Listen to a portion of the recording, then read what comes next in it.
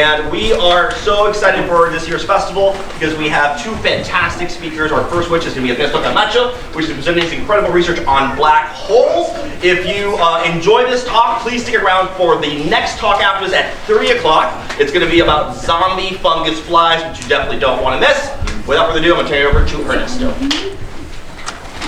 Hello everybody, my name is Ernesto Camacho. I'm originally from Ecuador. I'm a pre-doctoral fellow at the Center for Astrophysics, Harvard and Smithsonian. I'm currently taking out my PhD in Chile, and here I'm doing like an internship. Part of my PhD is doing my work here. So today we're going to talk about some mysteries of the universe, in particular black holes. I call them the Goldilocks of black holes, these intermediate sized mass black holes, because we don't really know what they are, if they exist, and if they do, what characteristics do they have. And I'm going to tell you about why are they important and how can we find them. All right? So first of all, why should we care about astronomy at all? You know? So there's one particular fact that I really love and that motivated me to pursue this career, and is that we are stardust. You know? So the atoms on our bones, the calcium in our bones, the iron in our blood, the oxygen in our body, the water that we drink that is made out of oxygen and hydrogen, all of those atoms were cooked at some point in the inside of a star millions of years ago, and eventually this material got out after their death. It formed our galaxy, it formed our solar system, our planet, ourselves, the animals, the tables, everything that you see around was cooked once inside of a star. And then more questions popped up along this journey of being an astronomer. For instance, how the universe evolved to be as we see it today, and what is the role of black holes in this? How does black holes and their co-evolution with the host galaxy shape this evolution and ends up to having what we have now? And in this regard, what are these intermediate mass black holes important? Why are they important? Right? So we have two ways of doing astronomy. The first one is theory. So theoreticians, they have equations, they have computers, they model the universe as we think it is, and then we compare it with observations, which is the other branch of astronomy. So observational astronomy is basically going to the telescope, looking up to the sky, recollecting data, and then analyzing it, right? For this, we have two kinds of telescopes. We have ground-based telescope. I have two examples here, the infrared telescope facility in Hawaii and the ALMA telescope in Chile. Both of these telescopes are state-of-the-art telescopes that scientists use to observe the universe in different wavebands, in different ways that the light comes from the universe to our eyes. But we don't only use ground-based telescopes, we also use space-based telescopes. So we launch telescopes into the space and we observe from there, which is a little bit better for us because we don't have to deal with the atmospheric disturbances of light and so on, but of course it's way more expensive. So we have Hubble Space Telescope. I guess that some of you must have seen beautiful images of the universe taken by Hubble. Now we have James Webb Space Telescope, we have Chandra X-ray Space Observatory, which is closely related to the CFA. A lot of the people working with me in the CFA, at the CFA, work with Chandra, for instance, and yeah, those are beautiful.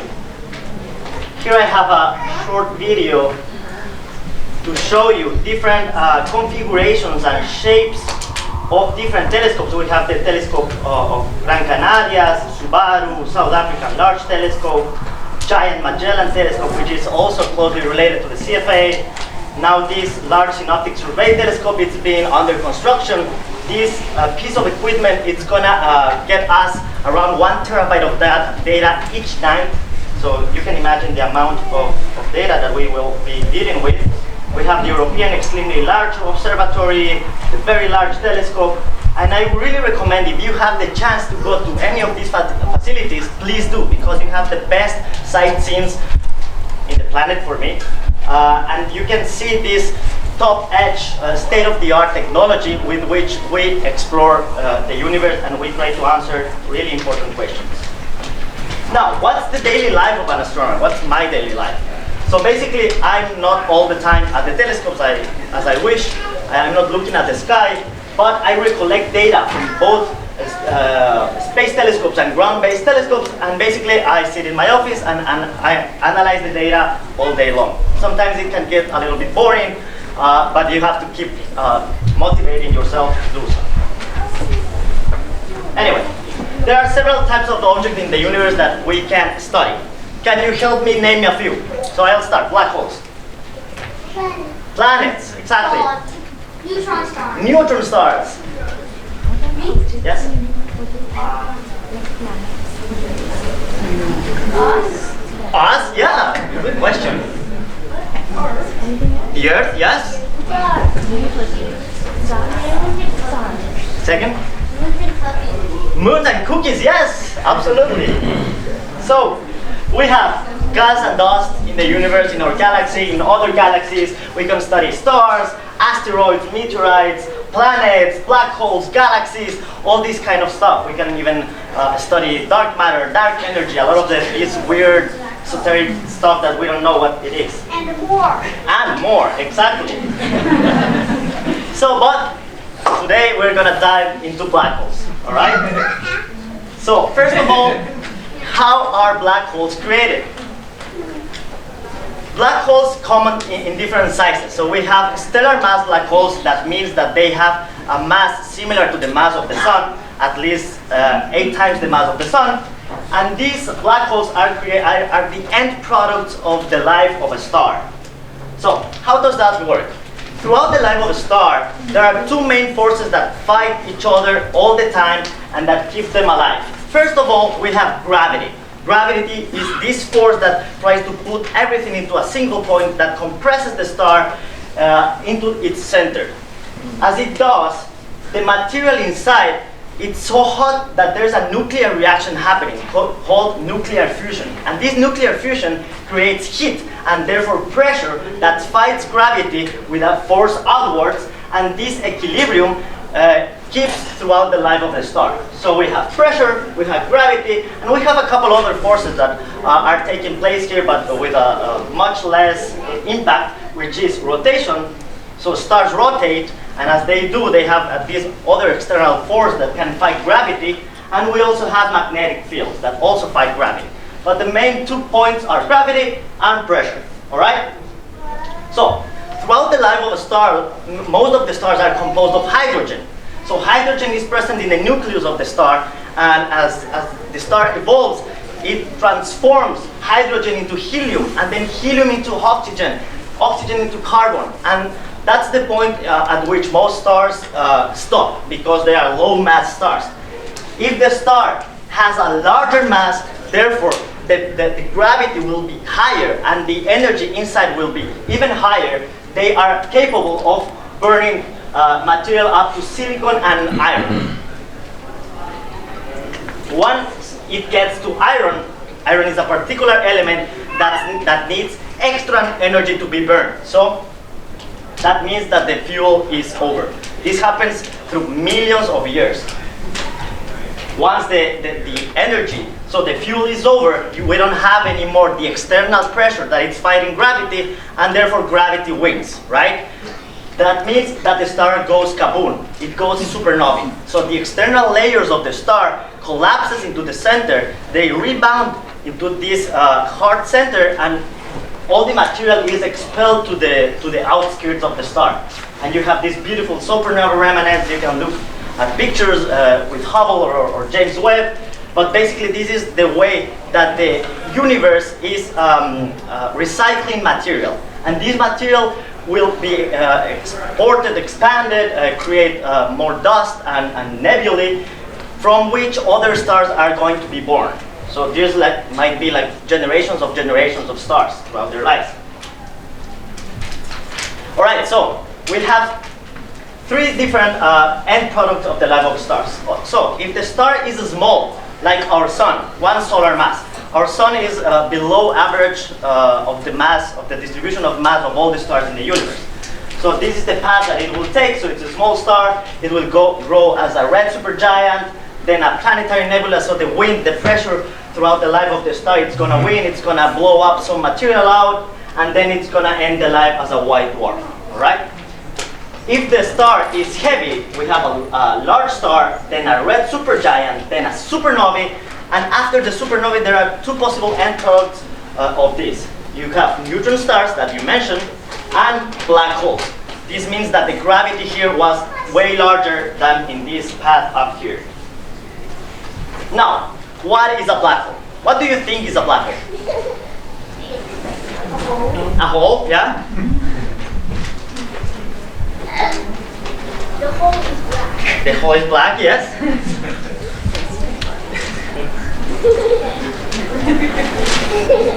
A hole is yellow.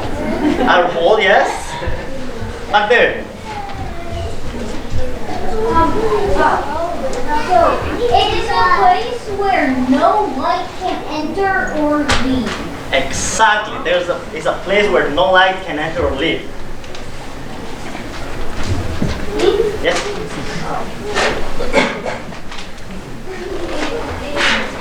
A place that goes to nowhere and it stretches you out really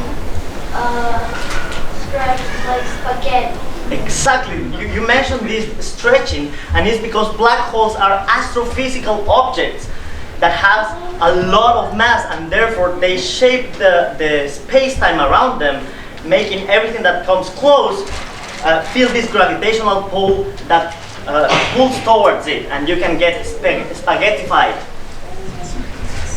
So, we have this video here, but I might as well show you here. So let's imagine that this piece of fabric here is space-time, represented in 2 dimensions, because space-time actually has 4 dimensions. 3 for space, up, down, front, back, right, left, and 1 temporal scale. So time and space are the same thing, but here are represented in 2D. All right. So if we have a mass, for instance, our star, and we place it here, you can see that it kind of bends this space-time around it, just a little bit, right? Because this is not as massive. I don't think I have anything more heavy. There you have more mass, so this would be like a star with even higher mass. But what happens if we have something extremely massive like this? Space-time is going to be bent a lot more. So anything that comes close to it will start orbiting around it.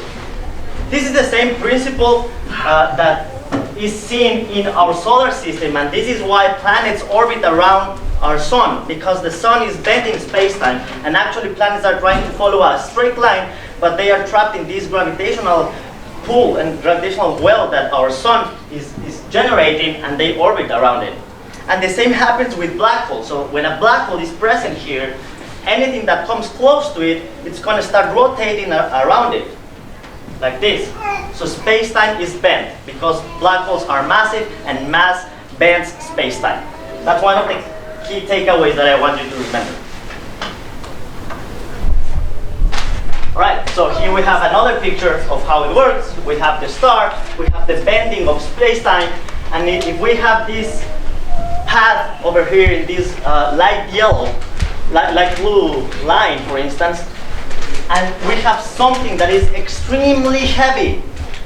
If this path over here comes close enough, it will get trapped and it cannot escape. So black holes are so massive, they have so much gravity that not even light, which is the fastest thing in the universe, can escape from it. And that is why it's so difficult to study them. Because if no light can come out of it, no information can come out of it, how can we know what's happening inside? And actually, we kind of don't know. But what we can do is study the influence of this black hole in its surroundings. So, black holes have several components. We have the singularity, which is this point of infinite mass in which space and time is practically broken. We have an accretion disk. What is an accretion disk? It's when we have a lot of material that is orbiting around the black hole, and this material gets so hot and it settles in a structure like a pancake structure, all right? And this would be called the accretion disk. This material moves so fast that it gets really hot, and as it gets really hot, it shines light. And this is one way of studying black holes. We have radiation cones because as this material is orbiting the black hole, we have magnetic fields that are created that goes in these perpendicular directions to the accretion disk. So we have actually material that is being expelled from the accretion disk in these polar directions. And we also have the event horizon. I don't know if you've heard about this concept. So if you cross the event horizon, you cannot escape the black hole. That's the limit at which you can approach a black hole. If you pass this, you're going to get spaghettified. And what's spaghettification? So basically, if you get close enough to a black hole, for instance, you go legs first, the gravitational pull that your legs are going to feel is way larger than the gravitational pull that your hair is going to feel. So you're actually going to be stretched. So it must be really, really painful to get near one of those. It's really hard. What? Second? It's really hard. It must be, yeah. I mean, if I want to grow a couple of inches, I should get close to one. Right? So, here are some examples of black holes. This is an artistic representation of how we think a black hole should look like. This is a simulation. The theoreticians made this simulation on how we can predict to see a black hole and the material that is surrounding it. So this, as you can see, is the accretion disk of the black hole. And this is an actual picture of a galaxy containing a black hole in the center. You can see the radiation cones here expelling the material, and this over here, this edge structure, is the galaxy containing it. Oh, but if it's a black hole, why is it white? So that's the light that we can see around the black hole, but the actual black hole is what is inside here. Oh. Yeah. And also,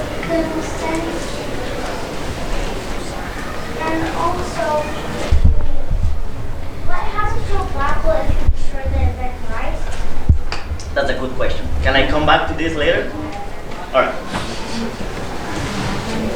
Now, how can we find a black hole?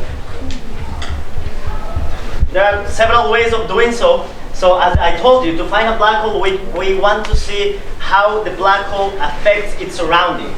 So if you look at up the sky and try to measure these paths, these are stars. These are actual simulations of the paths of different stars that were observed with some telescopes. Those are the actual pictures. So scientists started to observe these weird paths that stars were taking, and they were wondering why is that? And they inferred that for those stars to move like this, there must be here, where the star is, something really massive that is changing the shape of space-time, and it's making these stars loop around the black hole in weird ways, weird orbits. So by studying the dynamics of objects around black holes, we can infer the presence of the black hole there. That's how we found out that we have a supermassive black hole in the center of our own galaxy.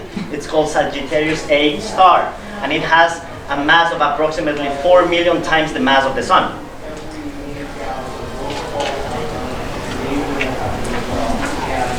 Another way of finding a black hole is throughout the accretion disk. Again, so this material is orbiting around the black hole. It's getting really hot, it's gonna shine, and therefore if we point the telescope at this particular light, we're gonna detect a black hole, because the emission that comes from a black hole accretion disk is particular. It's not similar to other kinds of emission, because it's not constant as the light of the light bulb.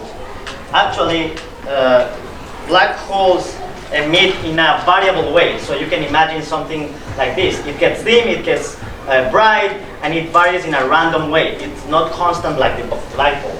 So by looking at these objects that emit light in this particular way, and that light comes from the accretion disk, we can infer that there's a black hole there. And actually, this is a technique that I use to study mine. So black holes come in different sizes, as I told you. We have the fun size, the stellar mass black holes, the small ones. We have the king size, the supermassive black holes. black holes that live in the center of galaxies that have millions of times the mass of the sun.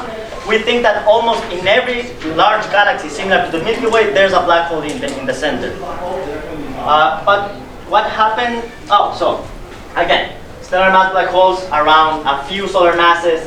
Supermassive black holes, they have more than 1 million times the mass of the sun. We have detected black holes of 1,000 million times the mass of the sun. You can imagine there are things that are crazily big and massive.